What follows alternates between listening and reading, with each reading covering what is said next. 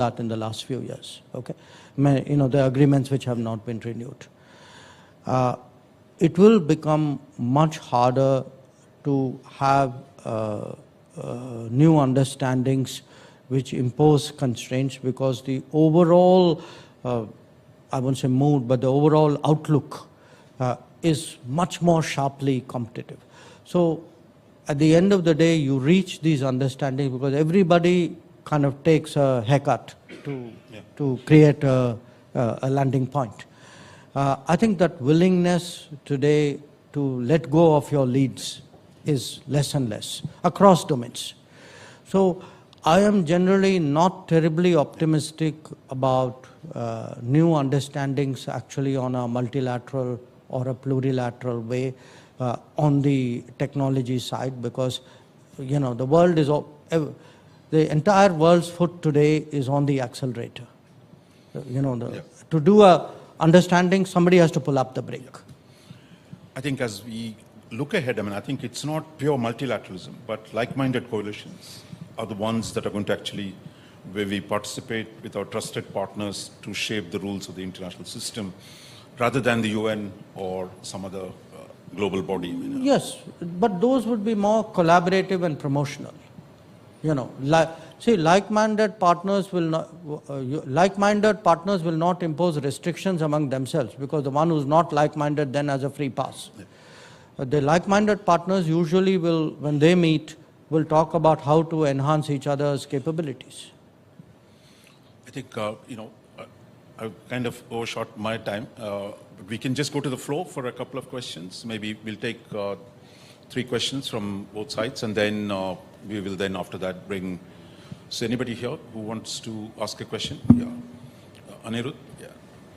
And there are microphones, I believe, on both sides. So those of you who want at the back, you can go to the left flank or the right flank to ask a question. Yeah. Thanks, Raja. Hi, good morning, Minister. So I actually wanted to ask you if you can elaborate more on the piece that you mentioned around climate, right? So much like technology has been shaping geopolitics and vice versa, my own sense from your remarks and my own sense is that climate will start impacting geopolitics and vice versa a lot more in the coming decades. So we'd love to hear more of your views on that, how you anticipate that. And related to that, the question comes, how can India start to develop its capabilities on the climate tech side, not just on the internet, semiconductor, AI tech side, so that we become a key player in that aspect of technology also in the coming decades? Nivruti, you had any question to the Minister? No. Anyone at the back who wants to either go to the microphones on the side?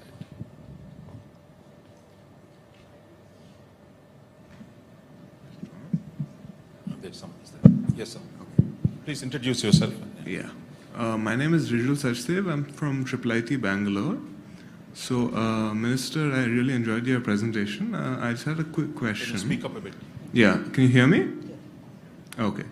So, you talked a lot about trusted areas and economic collaboration as well as technological collaboration. But I was just wondering, considering the G20, where India is taking on a presidential role, what happens between a system, say, like the EU GDPR and the draft data protection bill, where, in the GDPR, the penalty is 5% of the global turnover, whereas in the draft data protection bill, it's a very set amount.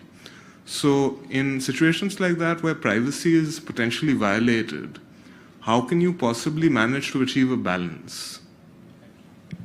Okay, we'll take just one more. Is there anyone else? At the back, right at the back, one of the younger people there. Right at the back, yeah. You can move to the left. It's going to be blinded. Make it brief, introduce yourself. Sure. Good morning to everyone. Thank you, Minister, for your keynote. I just had a short question regarding India's position vis-a-vis technology and,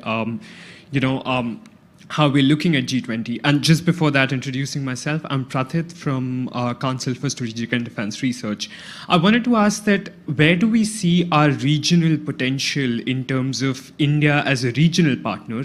And we know that this G20, we have pledged to present the South-South cooperation in the priorities of the South. Where do we see India's potential as a regional partner in terms of technology sharing, in terms of data? Are we looking forward to prioritizing that in the G20 and the upcoming initiatives? Thank you. Thank you. Minister, we had 3 comments. Yeah, you can.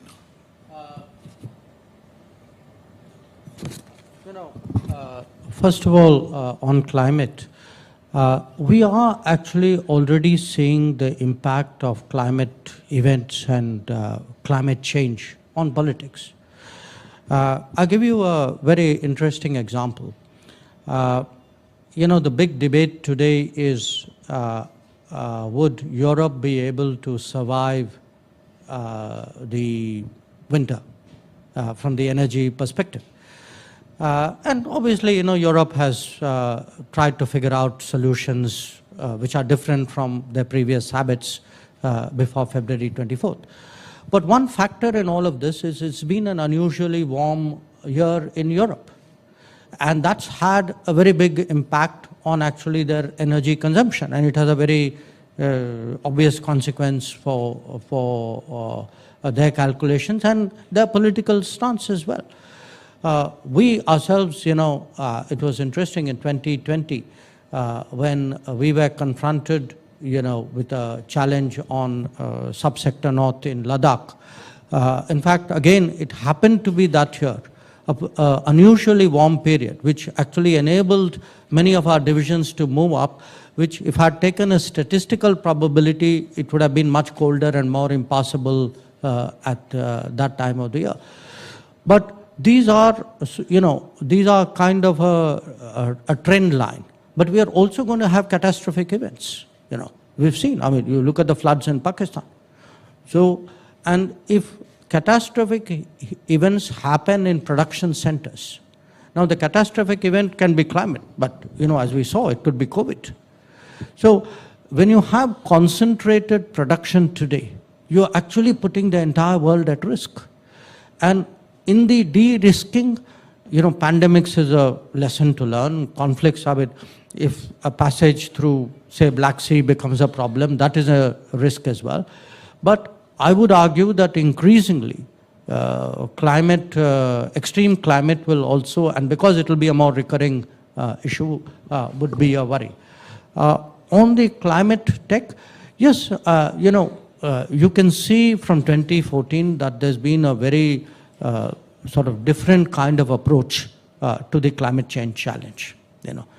Different kind of approach in terms of, our policies, our advocacies, our energy mix. But it's a bit like digital and telecom. In a sense, the one who has the least of the established systems has the ability to actually embrace new possibilities. So I do feel that when it comes to climate tech, India today has a range of possibilities. It can be a lab, it can be a application field, it can be a generator of technology, So it is an area where, and again, you can actually see a lot of new businesses when you go to a COP today, you actually meet Indian businesses in climate, which as a previous attender of COP, I can tell you was not the case. So this is like, and we are seeing this, it could be defense, it could be digital, it could be climate. There is a different a whole sort of energy out there. On the, how do you get the balance, on the digital? Look, I think what the Indian system today is doing is trying to find a balance between ease of doing business on the digital side, between privacy, and between national security. And they have to find the kind of a right kind of mix here. Now, the Indian system today does sort of put out its draft legislation, and invite the world to come in with its views. And I'm sure those debates will happen, and there'll be discussions, including obviously in the parliament, on this issue and get this right. So, people will always have views whether we are getting the right balance. That is natural. But it is certainly the endeavor of the government to get that right balance. The last question, the region and what can we do and G20. Look, I, in the last 3 years, have traveled fairly extensively in the global south, in Africa, in Latin America this year, meet a lot of my counterparts out there. A lot of them, one of course was the whole COVID story, the vaccines, the platform, the fact that we got a vaccination program, such a big one actually done. But there's a lot of interest in actually digitally enabled delivery. I was actually sitting with a president in the Middle East, and this was almost like it was like deja vu. He was complaining about leakage. He was saying, this much money leaves my capital and that much goes out there. Now, this sounded terribly familiar to me. And he was asking, saying, look, I heard about how you people have actually improved service delivery, benefits delivery, capability delivery with the help of a digital backbone. And when you look at our numbers, I don't think even within the country, these numbers have sunk into the minds of people. When you look at Garib Kalyan, the food program delivers to 800 million people, day in, day out, 800 million people. The putting the money in the bank delivers to 450 million people. If I take tracking any scheme today, when I travel, one of the things we do politically is actually at a meeting say, please tell me how many people have benefited from which scheme. We can actually track really who's getting the benefit of how many schemes and who's the eligible person and who is not. So there's a huge interest in the global south today at India's digitally enabled delivery system, because it's actually a way today of creating a social safety net, which 5 years ago people would have said a developing country cannot afford to do. So it's actually broken that fundamental presumption that social security is actually a wealthy society's prerogative. Digital can actually bring down our costs so massively.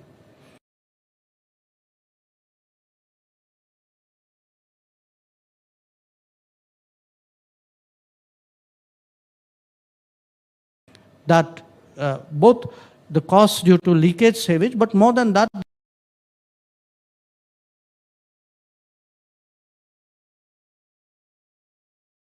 the fact that it's a very targeted delivery.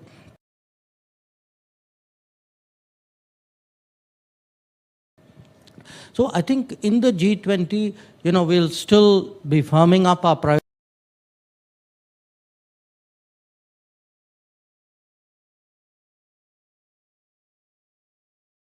priorities through a process of consultation. But certainly I can tell you this, that India would like to use its G20 presidency in many ways to reflect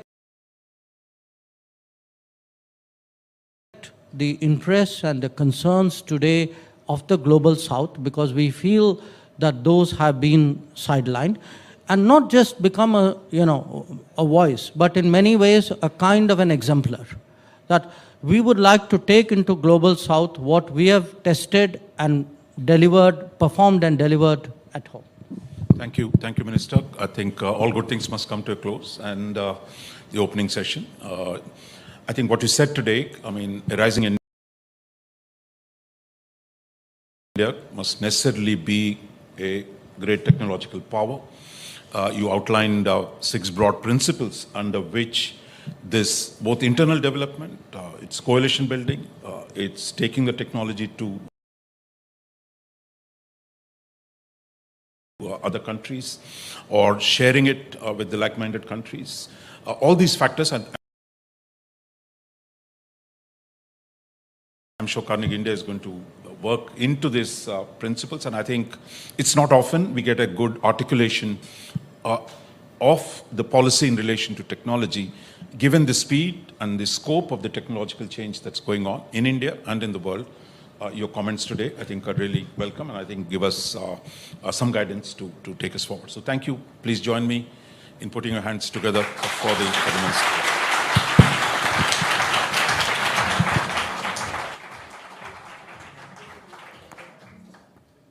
Thank you so much, Honorable Minister.